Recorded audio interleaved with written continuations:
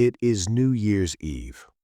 In a few hours, the ball will drop in Times Square. The champagne corks will pop. People will sing Auld Lang Syne. They will kiss strangers.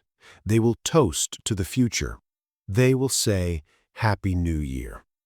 They have no idea what is walking through the door. Tomorrow is 2026. Tomorrow, the United States officially enters its 250th year, the Sestercentennial.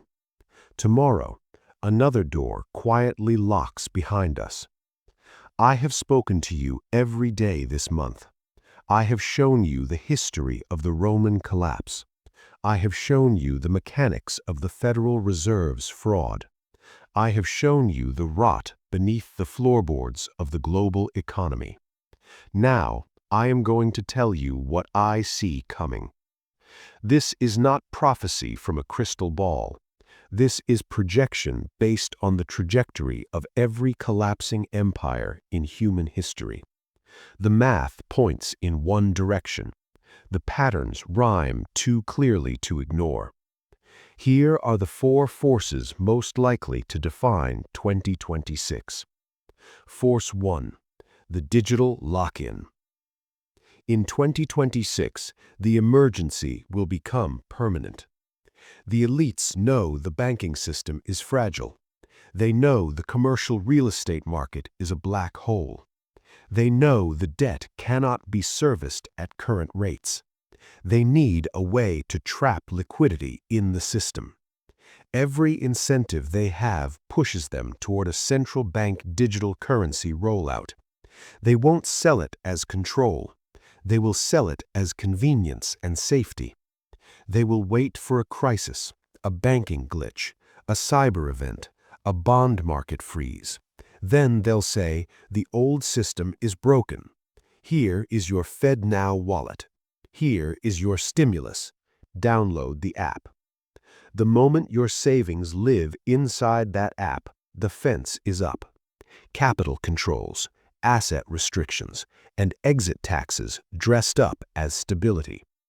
You won't adopt it because you trust them. You'll adopt it because you're desperate. Money will no longer be your property. It will be a government credit that can be revoked if you misbehave. Force 2. The kinetic escalation. The proxy wars will become direct wars. The United States cannot afford peace. The debt is too high. In a peacetime economy, you have to pay back your debts or default.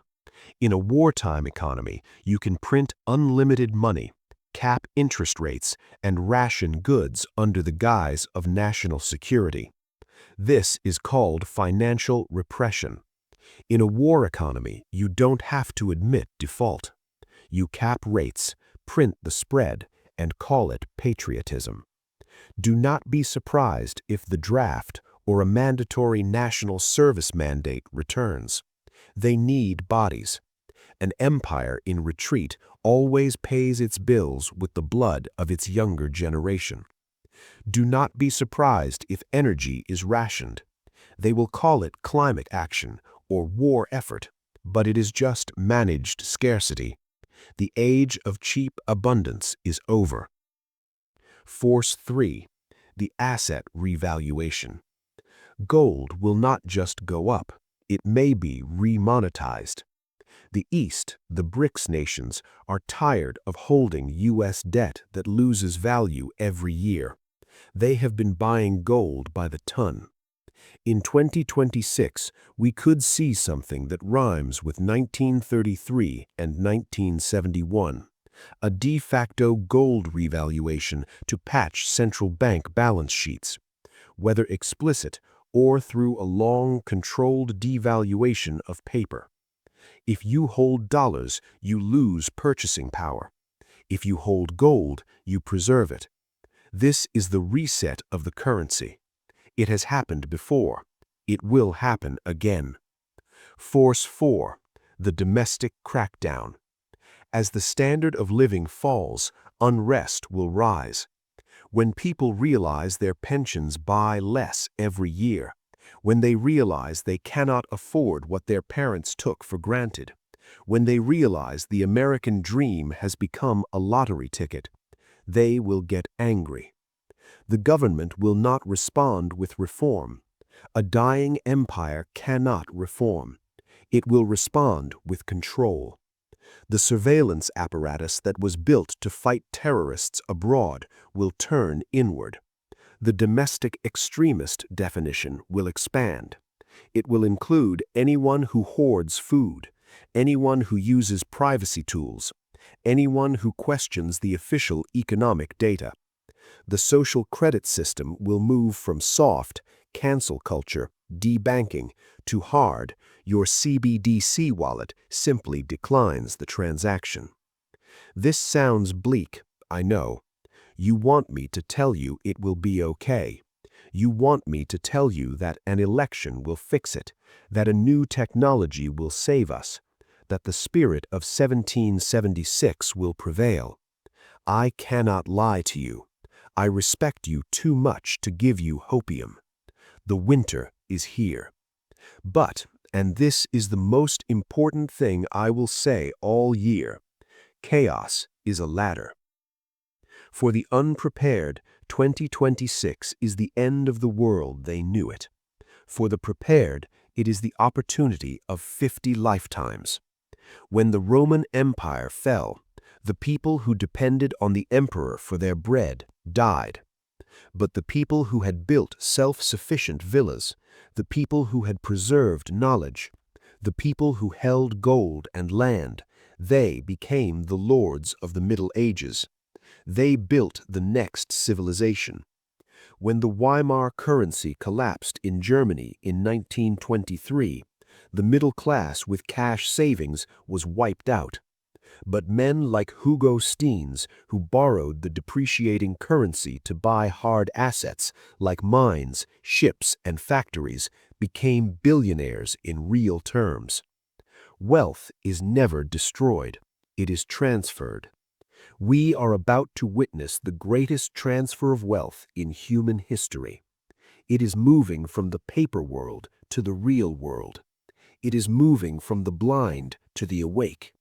It is moving from the passive to the prepared. You have the knowledge. You have the map. You know that debt is slavery. You know that fiat is fraud. You know that skills are wealth. You know that community is survival. Most people will arrive at 2026 with New Year's resolutions. You will arrive with a playbook. Tonight, while the world gets drunk to forget their problems, I want you to do something different. I want you to sit in silence. I want you to look at your family. Look at your children. Look at your hands. Make a vow. Vow that you will not be a victim of history. Vow that you will not be a statistic in their ledger. Vow that you will be the architect of your own future. The empire is dying. Let it die. It is too corrupt to save. We are not here to save the empire. We are here to build what comes next.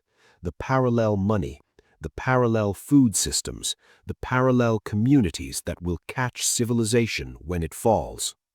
The 250-year cycle ends tomorrow. Yours starts now. The channel is just getting started. In January, we go from diagnosis to protocol, step by step, trade by trade, move by move. Happy New Year. Keep your powder dry. Keep your gold close. Keep your eyes open. I am the architect, and for the last time in 2025, I will see you tomorrow.